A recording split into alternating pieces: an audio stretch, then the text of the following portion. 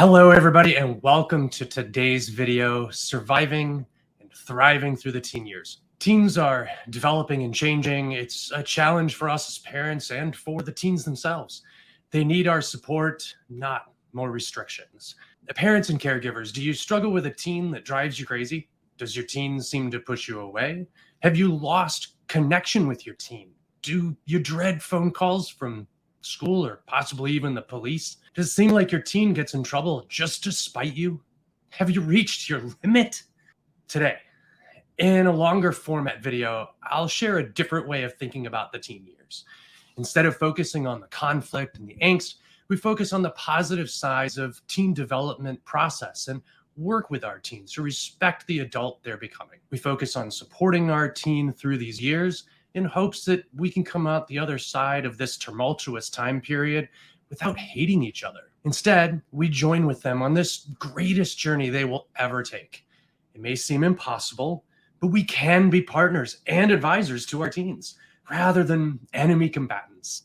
It's possible to do more than survive. We can thrive through the teen years. My name is Matt Kenyon, and I am a family relationship coach, parent mentor, an adoptive dad, a psychology student, and the owner of Free Thought Coaching. I help parents do what I did, end the conflict, build happily integrated families, and foster trust. My promise is that there is always at least one tool, tip, piece of advice, or strategy that you can use immediately after watching my videos, and this one's no different.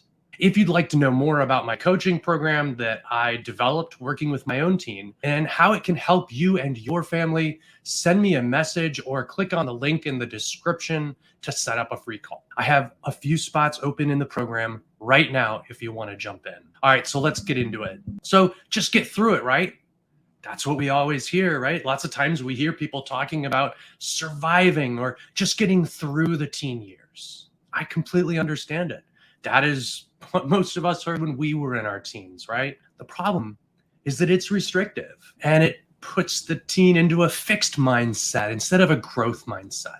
We really want them focusing on the growth part of adolescence, not the negative side of the adolescence. Because by focusing on this growth mindset, we can encourage exploration and introspection within our teen, which makes our lives a whole lot easier. It can be a journey rather than the battle that it seems to be. This period of time can be a time of healthy exploration and learning.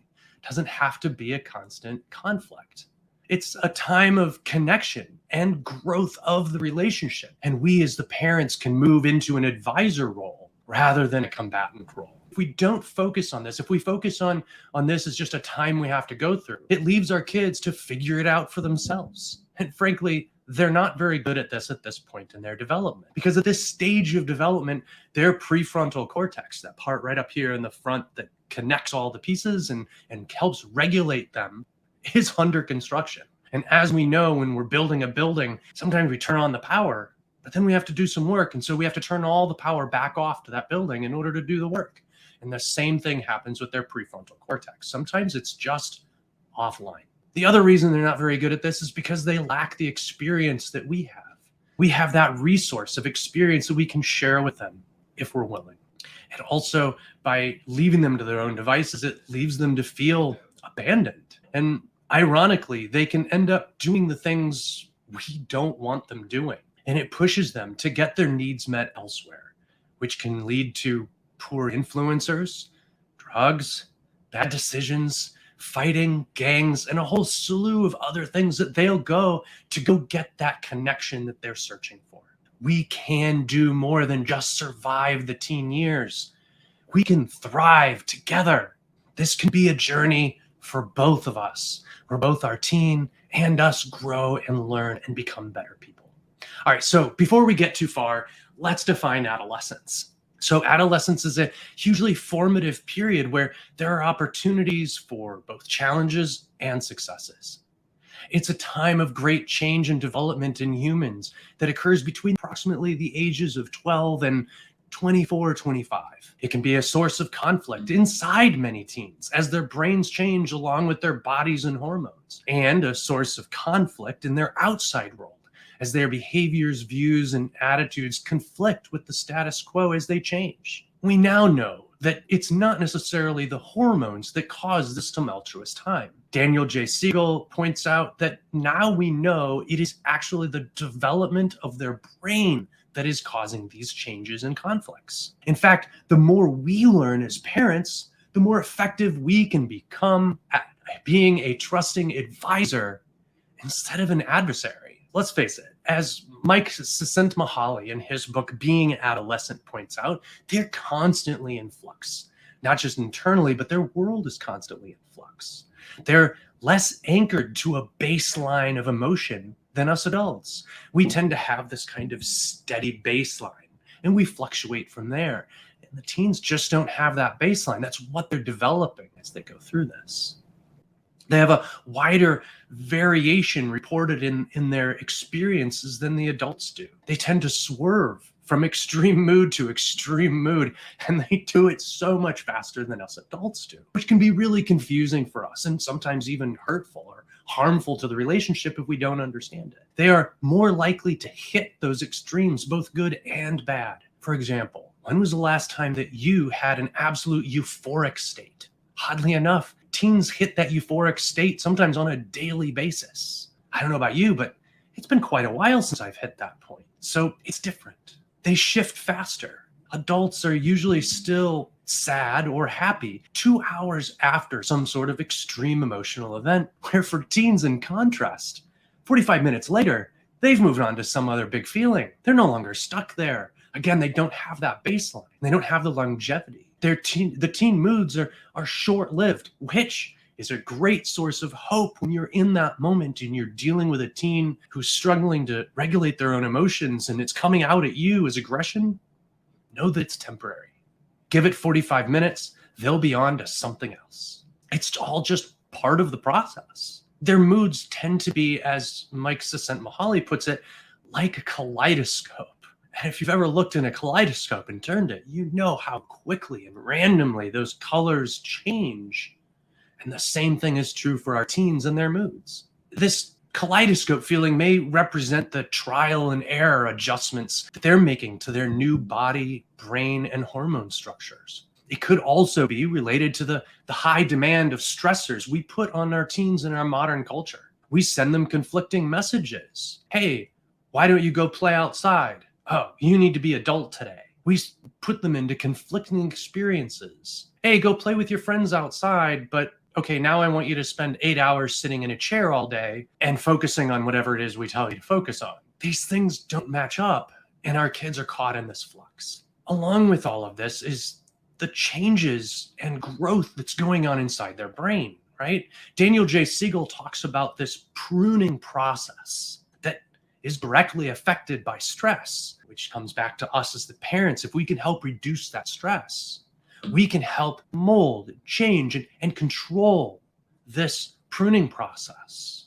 The most used circuits are kept. So if we focus on working on building that social engagement network through empathy, compassion, and understanding, then those circuits in our child are going to be used more, and they'll actually build those circuits, and they won't be pruned away in this pruning process. This remodeling can bring up hidden vulnerabilities to the surface, things that didn't seem to be an issue, but now you're dealing with a teen who has anxiety, or a teen who's battling depression or suicidal thoughts. And these may be things that were lurking behind, but now we're going through this pruning process and they come to the surface. And your child may need therapy. So keep that in mind as we go. Remodeling will lead to improved ways of functioning. That's the whole goal here, right? It's a necessary part for them to become an adult. And we as the adults need to make adjustments and change with them to encourage that growth.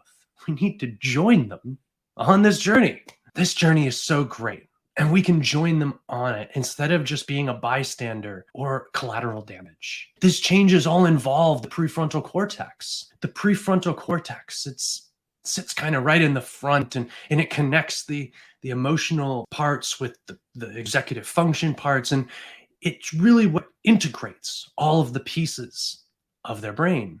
Unfortunately, the PFC is under construction right now, which means it can be completely offline, which means they are out of whack and out of control. It's part of the process. It's nothing to be taken personally as the parent. Mike Csikszentmihalyi, in his book Being Adolescent, talks about how these mood changes are natural and usually not about the parent. In fact, most often they're situational or related to the context that the child is in. We can help them deal with these moods and help them find things that work so that they can self-regulate.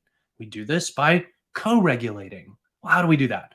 Well, we use empathy and compassion. We use understanding that they are dealing with these same mood fluctuations and these same difficult situations that we are. But we're the adult, they're the child. They don't have a fully functioning PFC, and sometimes they go off the rails. But it's us as the adult who needs to step in and show them that empathy, compassion, and understanding, and let them know that it's okay that they're having these big emotions and that we're here from no matter what, and show them that unconditional love and connection that they're really looking for. And then we can follow up with support. How can I help you? How can I support you through these difficult times? Again, remind yourself when you're in those moments and you're starting to feel frustrated, this is all temporary. Not only is the mood today temporary, but this state of being for your teen is also temporary. And we can give direction. We can use empathy and support and show them that what they're doing is disruptive and harmful to the relationship. And instead of saying, don't use that tone with me, you need to change your tone. Instead, empathize and be support and model how to deal with big emotions by dealing with your own frustrations and big emotions around their moods and behaviors. This is just one of those many opportunities that abound in our interactions with our teens that allow us to model that positive behavior. We can be understanding in order to get a hold of that situation. So let's dive into how we can find some understanding and common ground with our kids here while teaching them something that's very beneficial to their life structure. And this is something called mind-sight maps. And these were created by Daniel J. Siegel in his book, Mindsight.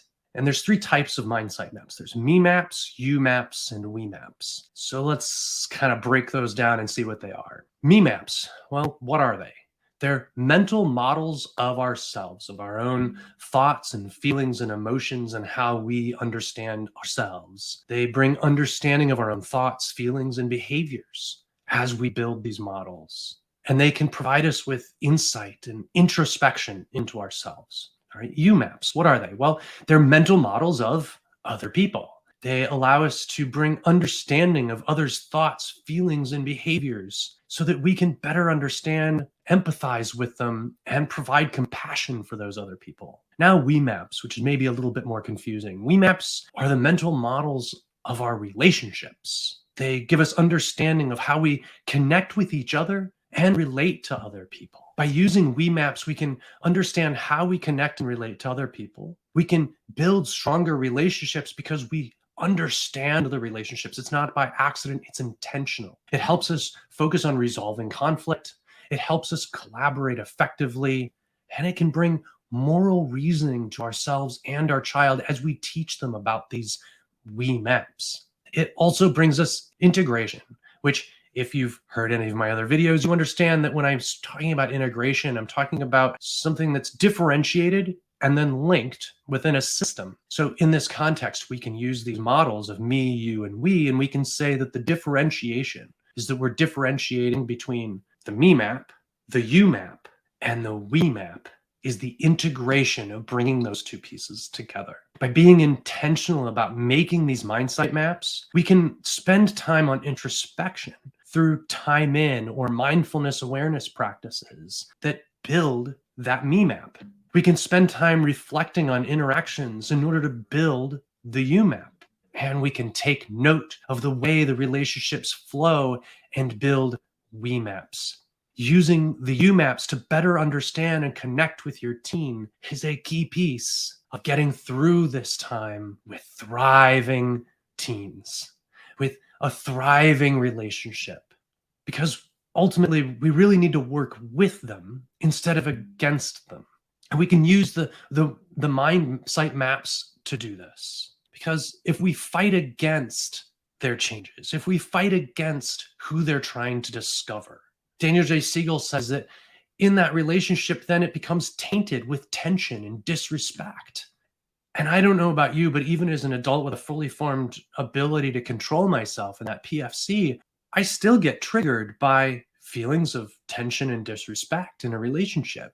And the last thing we need to be doing as parents is bringing that into our relationship. Instead, if we work with them, we can foster good things. But if we don't, if we push back against this development, if we push back against the changes that are naturally occurring in our child and try and control them, we foster disconnection, secrecy, isolation, negative and harmful social behaviors, which can then become a normal habitual behavior for our child. Because as we know that neurons that fire together frequently wire together and become more likely to fire in situations. If you'd like to know more, go and look for my video on how to snag the prefrontal cortex. We want to work with our teens collaboratively and constructively. We want to encourage them to be who they are today and let go of who we want them to be tomorrow. We want to encourage them to change who they are and try new things and new personalities and new ways of being, because now is the time when they're supposed to be discovering who they are. And we can either be part of that process or we can fight against it. And again, if we fight against it, we cause damage to our relationship because it's not a positive interaction anymore. And don't get me wrong, this is hard because they will reject you. It's just part of it. But that's okay. It's actually natural. The trick is you can't push back, because when you push back, you're rejecting them and it shuts down all that communication you're trying to build. Instead, we use empathy and empathic listening. And I have videos on that and I'll put links for those. By using empathy and empathic listening, we build understanding. We communicate respectfully, no matter how hard it is in the moment. And that means if you have to take a breath, walk away and come back to be respectful, do that. By doing this, we foster integration by respecting the differences and accepting them for who they are in any given day, week, or moment. Because if we push back, that isolation can lead them to those same things, to the drugs, the bad decisions, the destructive behavior, suicide. Instead, be a positive part of this relationship. Don't push back. Lean into their changes they're making and encourage them to explore, how did that person that you chose to be today, how did that work out? Because them pushing you away is not the same as them cutting you out completely. They don't want to cut you out. They don't want you to go away. They just want you to leave them to figure out who they are and support them through the journey. Because we move forward through understanding and being present and supportive for them. We need to attune to their inner world, what's going on for them, and be present with them. We need to help our teen feel felt, heard, seen, and understood. This is the basis for secure attachment. We let their feelings and experiences become part of who we are and what we're experiencing, and allow their experience to change us. It is so profound, I can't even tell you how moving that is for someone to recognize that you have allowed their emotions to change you. There's a connection there that you can't get anywhere else. And I want to point out that understanding them and their experience and having that experience change you does not mean that you agree that their experience is the one and only experience. Let me repeat that.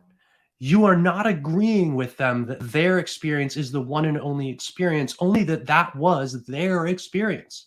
By understanding this and not rejecting their experience, you get to become that trusted advisor and guide rather than an enemy combatant. So let's talk about disrespect, because that is definitely something that occurs and it can get in the way of this whole process. So let's talk about that disrespect real quick. Disrespect is when our child no longer shows us deep admiration or shows that they don't hold you in that special regard that you used to have as the parent to a 5-year-old whose whole world revolved around you.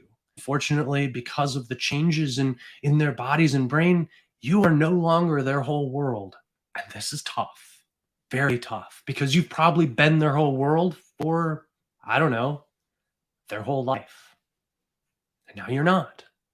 It's a change and it's going to be tough for you, but they have changed. And it is not about you. It is about their journey. You have to change as well. And if you do, you will find the power in going on this journey with them, because it's a normal part of their development, a normal part of this journey for them to push you away as their parents. And again, if you resist that push, you are driving them towards disrespect. But it's okay if you've already been pushing them away, because it's not your fault. We are all raised this way. We were all told to respect your elders. We've also always heard these words of listen means to agree. It doesn't. You can listen to someone and understand them without agreeing with them. You can work with them and be a safe place, or you can fight them and become a person they don't feel safe going to. It's completely up to you, and it's your choice. It is normal for them to think they know more than you, especially when they're 12 to 15. They're bigger, their bodies are changing, they're able to think in more complex ways, but they also have a severely diminished and undeveloped executive function, their ability to decide whether this is a good or bad choice. It's not personal. It's not about you. But you can make it worse for everyone in the family by how you respond, or you can make it better for everyone in the family also by how you respond. Because how you respond will control how the situation moves forward. So I have 3 steps here in dealing with a troubling situation when you're really trying to maintain yourself and you're dealing with a teenager who is lashing out at you because their prefrontal cortex is offline and has left the building. Step number 1, be like a duck. Let it roll right off. We've all heard that saying, be like the duck and let the water roll right off. It's the same thing here. We have to work on not having that emotional knee-jerk reaction. We have to be intentional about how we respond to everything our kids do. And then be like the duck, let it roll off. This is power move number 1. All right, number 2, surprise them. Respond with something new. That could be empathy, compassion, kindness. Apologize for upsetting them. Not if you've upset them, but that you have upset them. Ifs do not belong in an apology. If you find you're saying, I'm sorry if, you need to rethink, step back, remove the if, and come back at that apology. Apology contains an if. It's not an apology. It is a deflection. And it puts it right back on that person. So again, no ifs and apologies. All right, so something that might be a little bit easier to respond with. Humor. Respond with humor. Your kid says, screw you, Dad. Respond back with, well, no, not today. Or respond with, well, wouldn't that be kind of gross? Or respond back with something like, I don't know, find something funny to say. Ask them if it's Phillips or Standard. What kind of screw are you talking about? I mean, find something that's surprising that you wouldn't normally respond, and you will be able to snag that prefrontal cortex and possibly bring it right back online. You want to know more? Again, check out my video on snagging the prefrontal cortex. And then something else you can respond with, quality time. Hey, it seems like you're really struggling. You want to go take a walk? How would you like to go to practice driving for a little bit? Hey, you guys want to go see a movie today? I mean, these are not the responses your child is expecting from you, and it will short circuit and cause what's called a positive prediction error, where your child was predicting a negative response, but got a positive one instead. And it's that error that wakes them up and gets them looking at what's going on here. And you can show them that you understand that they are dealing with it as well. Again, let them know that it's okay that they're struggling. Let them know that you are here for them and that you love them no matter what it is that they do or say. There's your power move. Let them know that you unconditionally love them no matter what it is they do, say, no matter how hard they try and hurt you. You love them. And never abandon them. When they get angry at you because you empathized, your solution is to empathize harder and stay silent. Nod along and agree with the things that they are saying. Empathize. Wow, that sounds really tough. Hearing you tell me how that was for you, I see now why you're so upset. You will never ever see a look of surprise on your kid's face like when you respond like that. And it will change the dynamic of the conversation and your relationship. And then step 3, loop back later after the moment has passed and discuss how their actions affected others. It requires you to reach out. You have to connect before you correct. Make sure that you are not coming to them when they're upset about the next thing to talk about how they screwed up on the last thing. That's not going to help.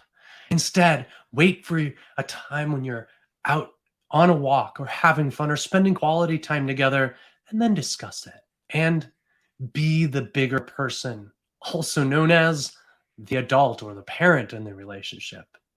There's your power move. Be that bigger person and don't let it get to you. Let them know that treating you or talking to you this way is hurtful, but it's not going to damage your love or relationship with them because you love them no matter what. Don't get caught up in their response. They might get defensive. If they do, see step 1. This is tough. So I want to stop here and talk a little bit about practicing self-care. Self-care of all types. In fact, the more the varied, the better. Because practicing self-care reduces stress and widens our window of tolerance. If you want to know more about that, I have a video about window of tolerance that you can watch as well. So what do I mean by self-care? Well, there's many different types of self-care. There's exercise, meditation, time in, as Daniel J. Siegel calls it, which he really just means reflecting on our inner life. There's baths, there's long walks with furry friends in tow, and other things that you may think about. And please feel free to throw them in the comments for other people if you think of things. By reducing stress, we open our window of tolerance, or the amount of arousal, stimulus that we can take before we lose our cool and lose control. The bigger window of tolerance brings more stability to our interactions and increases our response flexibility in all of our relationships, but mostly in the difficult ones, like with our teen. Response flexibility means that we have more time and flexibility to respond in an intentional way and foster integration and trust and build connection because we're being intentional about how we respond. Response flexibility comes from having, you guessed it, a wide open window of tolerance. You may have noticed how much of this is about relationships. I've said it before, I'm going to say it again. Parents, we need to be parenting our kids like life is all about relationships, because it is. Teaching our kids how to be more effective in those relationships in their lives will help them tremendously as adults. And isn't that ultimately our goal, is to raise good adults? I mean, let's face it, teens are selfish by nature. We need to still be present for them and show support and be the adult and model for them what adult behaviors are like in difficult situations so that they can learn what that looks like and start practicing it themselves. So in conclusion, often the problem is not that the teen has changed so much as the parent has not. Their needs change, including what they need from you. You have to change. Their view of the world has changed, and the way they interact with the world has changed, including interacting with you. So you have to change. We as the parents need to constantly be adapting to these changes. We, the parents, are fully developed humans with access to a fully developed prefrontal cortex, an integrator that can regulate us. It is our job to be the cool head and show the way as an advisor and a guide. Because through this, they learn a few things. They learn that they can't control your emotions. You've taken back the remote control. It's no longer easy to just get you to respond in a negative way. They learn that you won't attack them. And so there's no need for them to enter into that defensive posture or go on the attack themselves. You model empathy and positive responses instead of teaching anger, frustration, and indignation. Because if you teach those, you will get them back in spades when they get older, if not already? Wouldn't it be better to teach them empathy and compassion so you can get that back in spades? Do yourself a favor. Focus on empathy, compassion, and understanding. In fact, brain scans show that neural connections are grown and strengthened through connections made by love and compassion. You can affect how your child's brain responds to you by how you respond to them. If you want to know more, you can look up my video on how to snag and surprise the BFC. Ultimately, the goal is to raise good adults. We need to model that. We need to respond to them like adults and model adult behaviors, self-control, anger management, calming techniques, mindfulness awareness practices, time in, all of those things. None of this is easy. It is all hard. It takes work on the parents' part, especially inner work, to deal with their own issues so they aren't as triggered. And I have a video on how to manage your buttons and triggers, and I'll put a link to that. Rewards are so much bigger than just not arguing today. These are lifelong rewards, things like better connection with our kids and teens, lifelong bonds with our teens that don't erode. They will be there for you when you get older, and you can lean on them someday, and they'll respond with the same empathy and compassion that you showed them. This journey is the most important one they will ever take. It's the journey from child to adult. Join them on their journey with enthusiasm. Be excited to be on this journey with them. It's exciting. It's mind-opening, and it can be an opportunity for you to learn better practices of empathy and compassion that you can take into other relationships in your life. This is an opportunity, not a detriment. We need to help guide and teach them. We can help them find connection. We can teach them how to build trust. We can be a source of support for them. And of course, we want to unconditionally love them as we hope that they will unconditionally love us. Research shows that one safe and supportive person in a child's life can make all the difference in their outcome as an adult. Are you their one? You can be if you want. It's all up to you. Thanks for watching. Have a great day. Focus on being there on the journey with your team instead of fighting against them. And as always, happy parenting. Thanks for watching, everybody. I really do appreciate the love and support. Leave a comment down below with what in this video resonated with you. And if you haven't already, don't forget to like and subscribe. And hit that bell icon so you can get notified when I put out a new video. It really helps get these videos out to other parents like yourselves who need them. If you would like to join my Facebook community, Connected Parenting, where I have tons of other resources and a group of parents who are dealing with the same issues you are, the link is in the description. Have a great day. Be intentional about your parenting and attempt to be the parent your kid needs today. And as always, happy parenting.